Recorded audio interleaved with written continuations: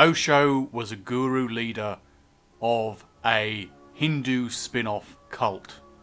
He disagreed fundamentally with the more orthodox forms of Hinduism. However, he was not automatically, by any means, truly a progressive and great man. So he wasn't old-fashioned in some regards. His particular movement, the Rajneesh movement, was quite open about sex, about feeding the passions, about enjoying life. Especially for him, of course. He would encourage people to give away their possessions, or sell off their possessions, to give their funds towards the movement, supporting him. The people within his movement were encouraged to remove all material desire, while he ended up with a fleet of extremely expensive, luxurious cars, including over 100 Jaguars. He was also involved, and his movement involved, in transporting drugs into the United States to help fund his commune. This is also the case with other communes in other parts of the world, including India. Illegality has been a characteristic of the Rajneesh movement, more so in the lifetime of Osho, and he of course died in 1991. I've heard many people since call him a great visionary, a great and wise man, even a man with no real belief. I would disagree. He offers a simplistic philosophy which fits most people's view, and in that he is quite good.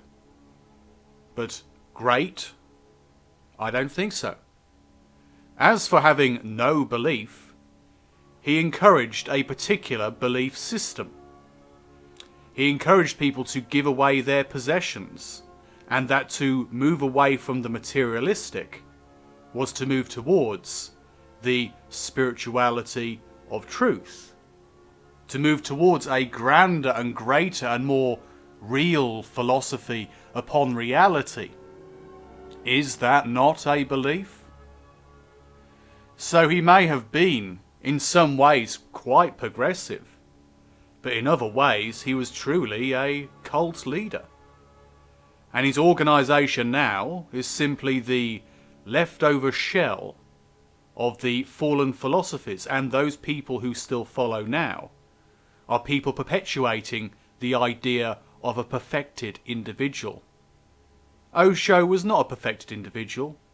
He encouraged his people, his followers, to surrender their material, but he himself was above that. He himself could do as he wished and live as he wished, while they were forced to conform to the non-materialist ideology set up in his wake. Certainly not a perfected individual. Certainly a person with a great many interesting aspects, but merely another cult leader. So he's not a cult leader on the scale of many of the extreme religions, or on the extremes of dangerous and destructive activity.